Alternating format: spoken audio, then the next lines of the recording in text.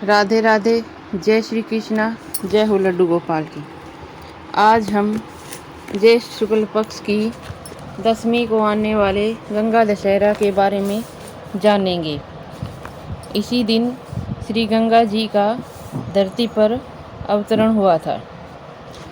जेठ सुदी 10वीं को जेठ का दशहरा आता है। गंगा दशहरे के दिन सुबह गंगा जी में दूध और पतासे चढ़ाते हैं। जल, रोली, चावल, मौली, नारियल, दक्षिणा, दिया चढ़ाकर धूप और दिया जलाते हैं।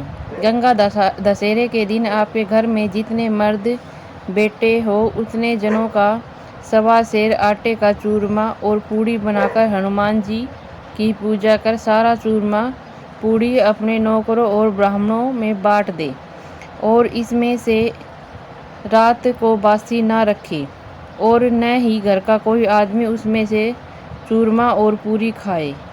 1.25 सेर आटे का चूरमा अलग से खाने के लिए बना ले।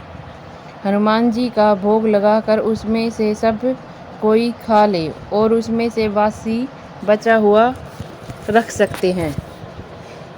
गंगा अवतरण की कथा। प्राचीन काल में अयोध्या में सगर नाम के राजा राज्य करते थे। उनके केसिनी व सुमति नामक 2 रानियां थीं। केसनी से अंशुमान नामक पुत्र हुआ तथा सुमति से 60,000 पुत्र थे। एक बार राजा सगर ने अश्वमेध यज्ञ किया। यज्ञ की पूर्ति के लिए एक घोड़ा छोड़ा।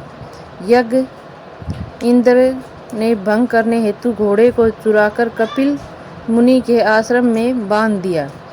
राजा ने यज्ञ के घोड़े को खोजने के लिए अपने 60,000 पुत्रों को भेजा।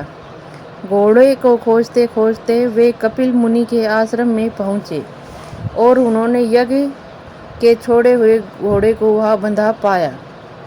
उस समय कपिल मुनि तपस्या कर रहे थे। राजा के पुत्रों ने कपिल मुनि को चोर चोर कहकर पुकारना शुरू कर दिया।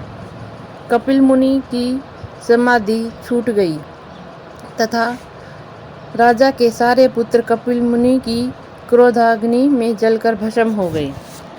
अंशुमान पिता की आज्ञा पाकर अपने भाइयों को खोजता हुआ जब मुनि के आश्रम में पहुंचा तो महात्मा गरुड़ ने उसके भाइयों के भस्म होने का सारा वृत्तांत कह सुनाया। गरुड़ जी ने अंशुमान को यह भी बताया कि यदि इनकी मुक्ति चाहते हो तो गंगा जी को स्वर्ग से धरती पर लाना होगा। इस समय अश्व को लेकर जाना और उसके पिता के यज्ञ को पूर्ण करवाओ। इसके बाद गंगा को पृथ्वी पर लाने का कार्य करना। अंशुमान ने घोड़े सहित यज्ञ मंडप में पहुंचकर राजा सगर को सब वृत्तांत कह सुनाया। महाराजा सगर की मृत्यु के पश्चात अंशुमान ने गंगा जी को पृथ्वी पर लाने के लिए तप किया, परंतु वह इसमें असफल रहे। इसके बाद उसके पुत्र दिलीप ने तपस्या की, परंतु उन्हें भी इस कार्य में सफलता नहीं मिली। अंत में दिलीप के पुत्र भागीरथ ने गंगा जी को पृथ्वी पर लाने के लिए गोकर्ण तीर्थ में जाकर ब्रह्मा जी को प्रसन्न करने के लिए कठोर तपस्या की। तपस्या करते करते कई वर्ष बीत गए। तब ब्रह्मा जी प्रसन्न हुए तथा गंगा जी को पृथ्वी लोक पर ले जाने का वरदान दिया। अब समस्या यह थी कि ब्रह्मा जी के कमंडल से छूटने के बाद गंगा के वेग को पृथ्वी पर कौन संभालेगा। ब्रह्मा जी ने बताया कि भूलोक में भगवान शंकर के अतिरिक्त किसी में यह शक्ति नहीं जो गंगा के वेग को संभाल सके।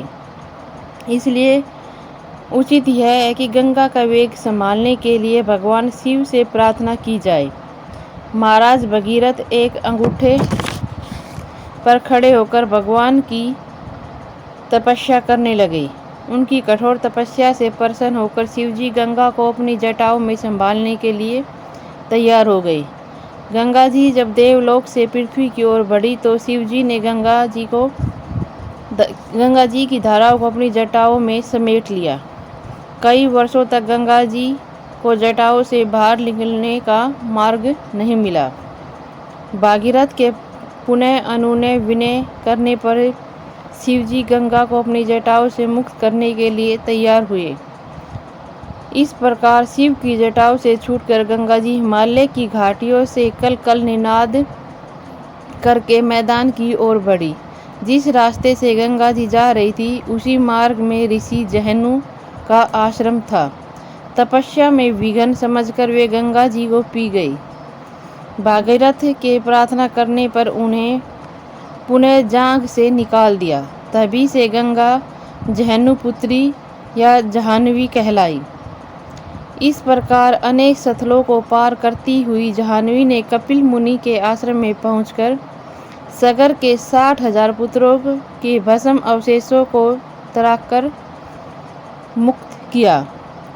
उसी समय ब्रह्मा जी के प्रकट होकर भगीरथ के कठिन तप तथा सागर के 60,000 पुत्रों को अमर होने का वर दिया तथा घोषित किया कि तुम्हारे नाम पर गंगा जी का नाम